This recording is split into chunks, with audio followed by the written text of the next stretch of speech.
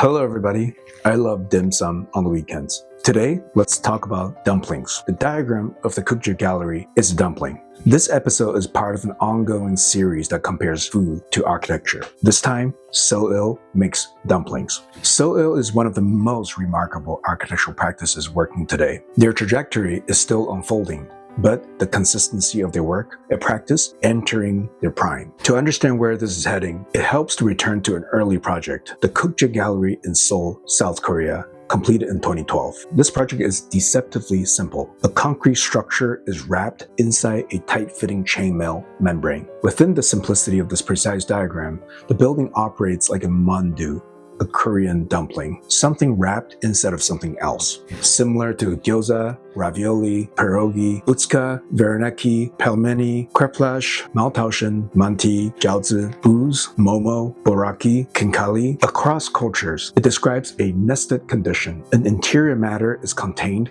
compressed, and expressed through a tight outer skin. This is a story about how interior organization becomes legible on the exterior. It is also a story about the tautness of tensile surfaces. What happens when an envelope does not simply enclose, but registers the pressure within? Seoul, led by Florian Eidenberg and Jing Liu, emerged in New York City following their time with Japanese architecture office Sana. Their early breakthrough came with pole dance, a winning proposal for the 2010 MoMA PS1 Young Architects program. Pole dance establishes a key principle, a field of flexible, vertical poles pushed against a net, generating a hyperbolic paraboloid. The tufting points of peaks and valleys are a result of tension and compression. The geometry is complex, but the methods are very straightforward. Gravity and material behavior do the work. Around this time, a wave of early digital experiments was coming to a point of consensus that doubly curved surfaces are not just very difficult to construct, they incur extreme inefficiencies to the means, methods, and budget of a project. Seoul proposes a simple and effective solution. Instead of forcing rigid material into complex forms, they allow flexible material to find those forms through physics. This approach builds upon the earlier experiments by Frei Otto and Felix Candela, but repositions it within contemporary architectural language. Around this time, Seoul also began a collaboration with artist Anna Pravaki. In Anna Pravaki's performance Tent,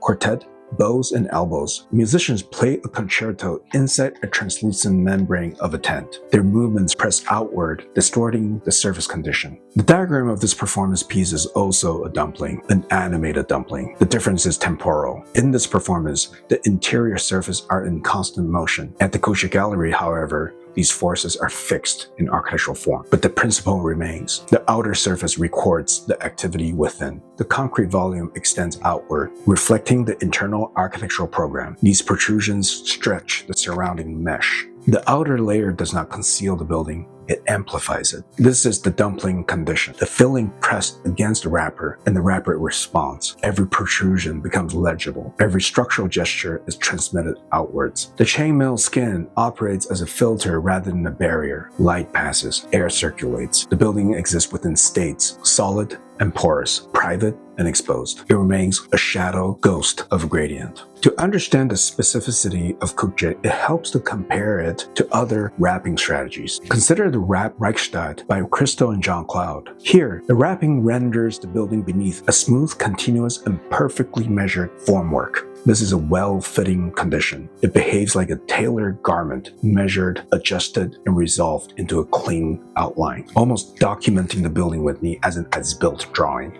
in the form of fabric. Now that we've seen tight-fitting, well-fitting, but what about loose-fitting diagrams? A different approach appears in the work of LADG, an office we recently talked about. In their installation, The Kids Get Out of the Picture, it uses a drooping membrane draped over objects beneath, loosely covering them. Here, the surface reduces the readability of detail. The forms underneath are muffled into an undecipherable mound. The result is a low-resolution condition. If the Kukje Gallery sharpens legibility, LADG diffuses it. The wrap becomes a weighted blanket rather than a thin veil. A final comparison can be made with the Seattle Public Library. During his TED Talk, Joshua Prince Ramus describes the moving, shifting programmatic boxes being solidified into distinct volume and wraps them inside a glass envelope. The internal logic is clear, but the exterior is rationalized into straight lines. This dumpling is a lo-fi proto-tight-fitting diagram. The Kukje Gallery is a tight-fitting strategy that produces a different architectural effect due to its scale